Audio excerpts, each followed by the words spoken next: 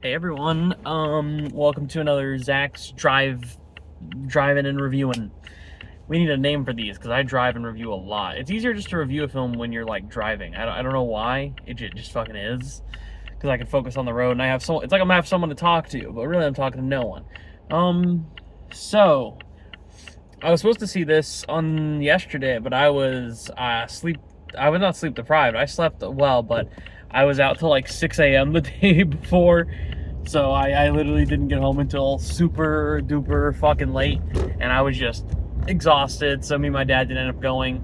And I mean, I'm disappointed I didn't see with my dad, but I'll get him back. We'll go see something fun next week, for sure. But I managed to go out tonight after work. I decided to go to Alamo Drafthouse because it's just such a vibe there. I know I'm going to get a quiet audience almost every time.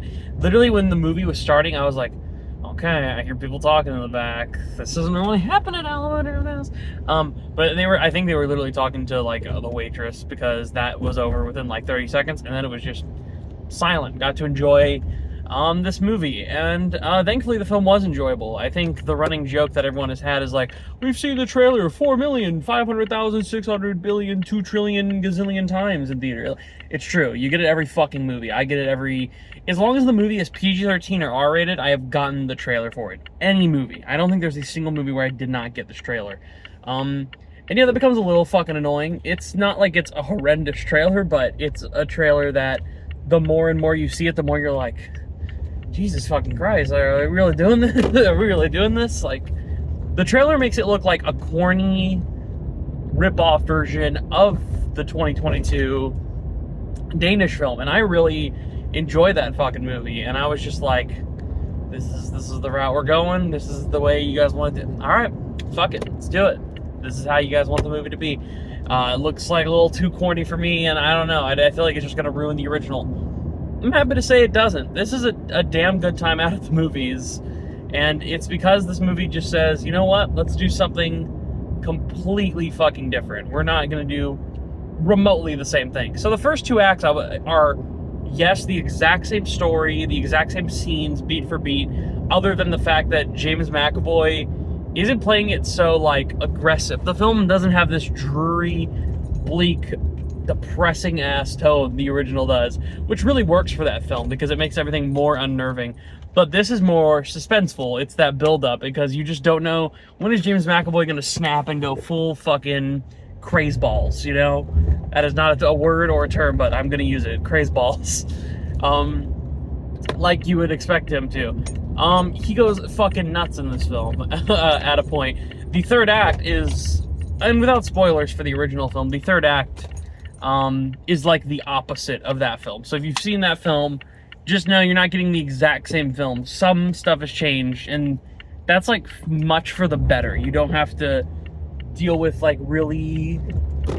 This is not a film that's gonna make you leave like, oh my god, I want to just like cry. It made me so uncomfortable. Like I really like the original. I saw it back in 2022 and I rewatched it about a week ago because I wanted to prepare for this one. And just both viewings of it, I was just like, oh my fucking god. Jesus, dude. It's like it's a hard sit. It's not a fun sit. This is a fun sit, though. And obviously you could say that's because Americans remade it, but it doesn't, like, dumb it down. It still has the same message that the original film has. So for people who don't know the basic story of Speak No Evil, the original and this one, it's about a family on vacation in Italy, meets this other family, in the original, it's, like, what is it? It's Danish, and, oh my god, I'm blanking right now. It's, like, a completely different family element here. Here, it's an American family, and, dude, are they Irish? The whole time I was, like, trying to think, I'm not good with my fucking languages and cultures at all, guys, I'm sorry. But the whole time I was like, he has an Irish accent a little bit. So... basically, it's an American family with an Irish family who lives deep in the towns, you know, away from all the people. It's like a very empty, big space, almost like a farm area, pretty much, where they live away. Same as the original film.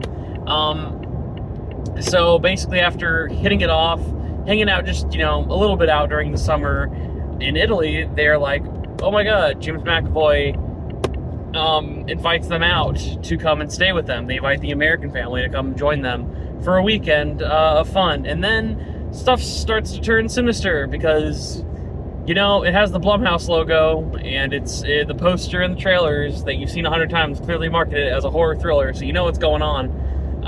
You know, something under there is lurking. And if you know that, I won't spoil the twist, because it ties into the way that it's played in the original in different ways.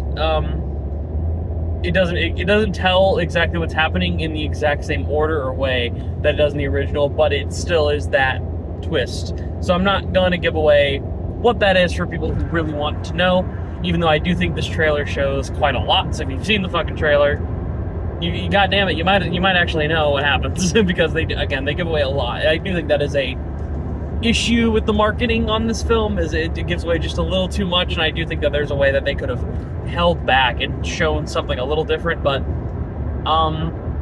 other than the annoying ass trailer 30 times, the film plays out fine. It's pretty well directed. The cast is overall good. I think the standouts are definitely James McAvoy. Obviously, he's just hamming it up. I can't wait for people to see the third act.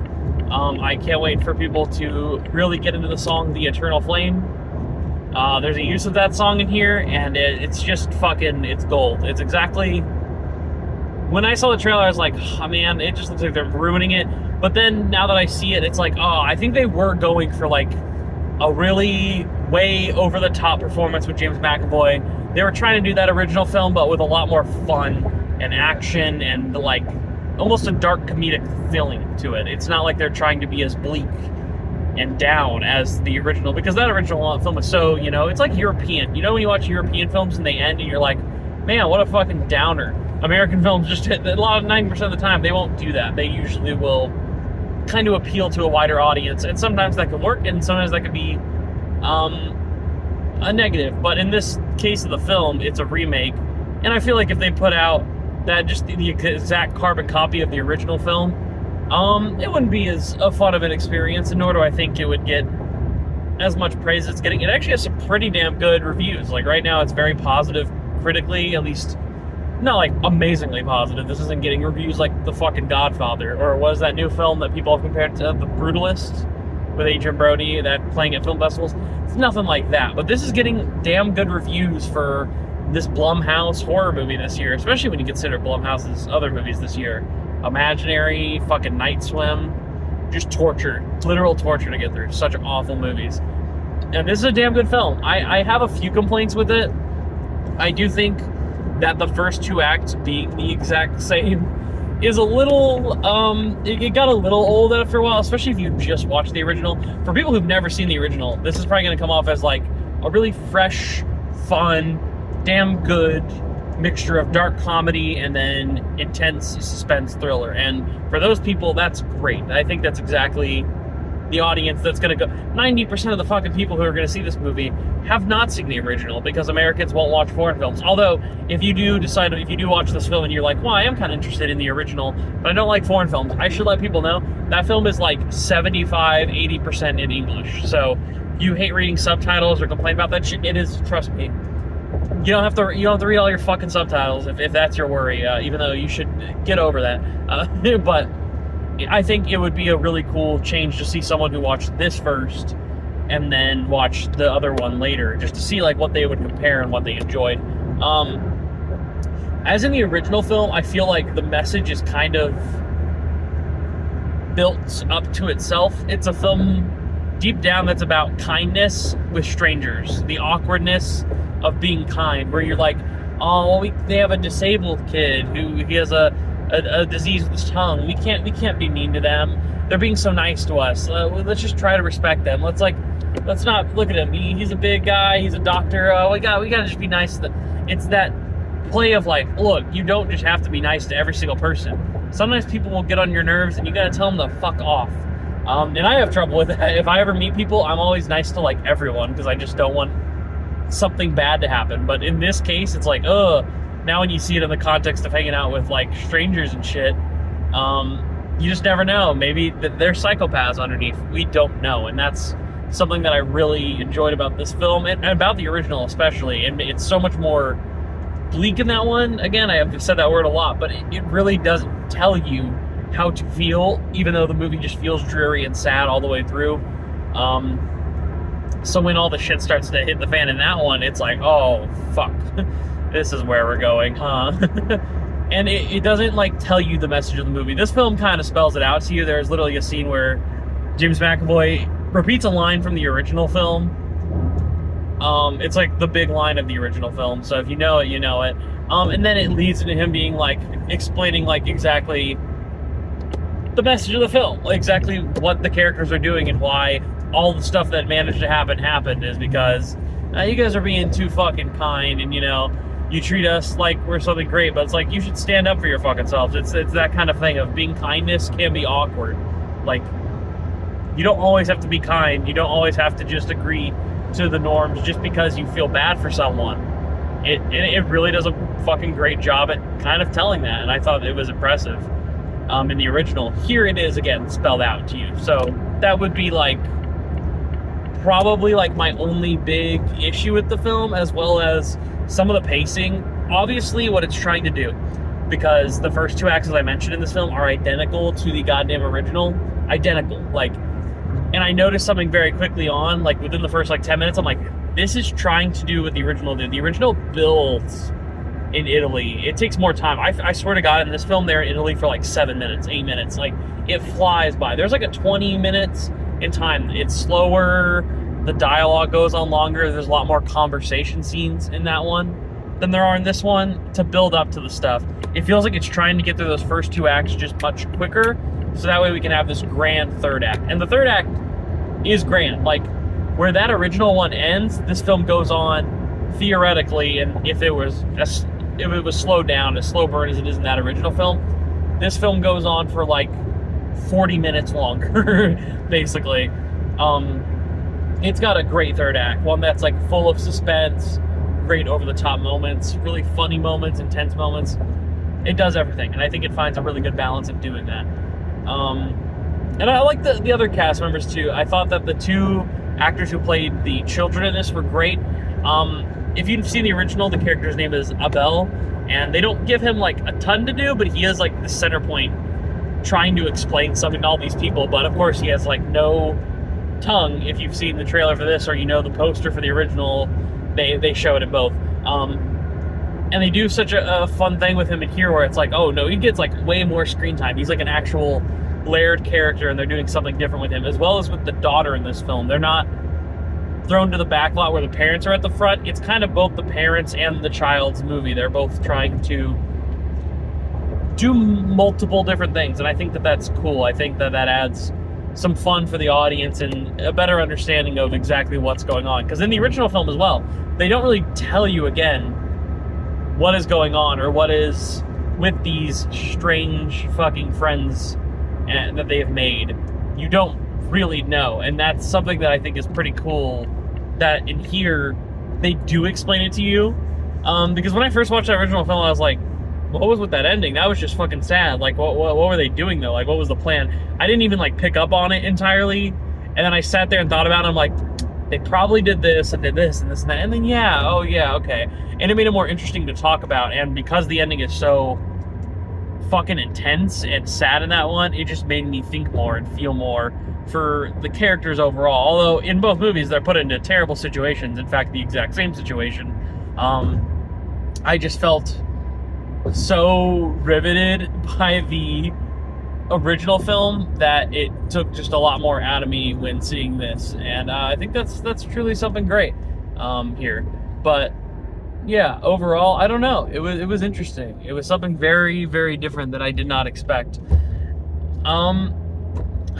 Besides the differences between the two films, I do think that this one has more weaknesses than the original. Overall, the original film is just a straight up really damn good film. It's not a perfect film by any means. I could pinpoint a couple of issues I have with that one that are similar to issues I actually have in this one, but it is its own thing entirely, and this is again just a remake. And I'm not gonna harshly judge it like, oh, it needs to be deducted points because it's a copycat film, it stole everything from that one. Not exactly, But when I think about other things in that film, I'm like, that original film looks fucking gorgeous. It's very well shot. This one's like decently well shot. It's pretty cool.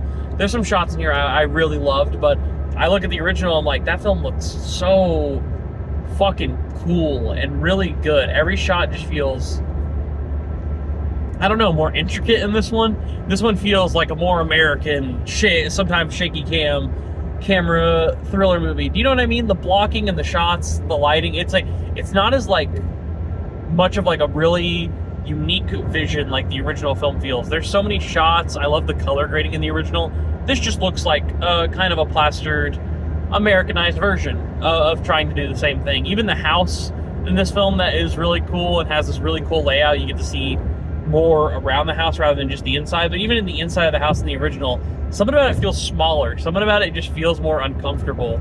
And also the way it's shot, the way it's set decorated, I kind of like it more in the original than in this film. And I know that's like a dumb, maybe nitpick to some people. That's stuff people aren't even going to really care about. Mainstream audiences going to see the film. But for me, it just like, it takes away a little bit for me as compared to the original. So, yeah, overall, I thought this was damn entertaining. I think James McAvoy is great. And same for Mackenzie Davis and the kids. I thought the one who played James McAvoy's wife, I don't know if I recognize, she looks familiar, and I'm not sure if I yet know who she is. I'll have to look it up. But she was pretty good. Like, she was good. She was definitely just not given the crazy links that fucking James McAvoy had to go to. And same for Scoot McNairy. He's good. He's good. There are some scenes where I'm like, I find this a little corny, I guess. He is meant to play kind of an awkward, bitchy man. Like, he's not really the muscular. He's not James McAvoy who looks like he could fucking crush you in a heartbeat. The whole point of his character is he needs to stand up for himself because he is like a very shy guy. I mean, hell, Mackenzie Davis has the balls in the family compared to him, if we're being honest, in this one. So I get that that's for the character, but sometimes he didn't work for me in that character. In other parts, I was like, oh, you're really good. I think when it's related to the family drama, the drama between him and his own wife, Mackenzie Davis, that works better than when he's in the intense, suspenseful scenes, especially near the end overall.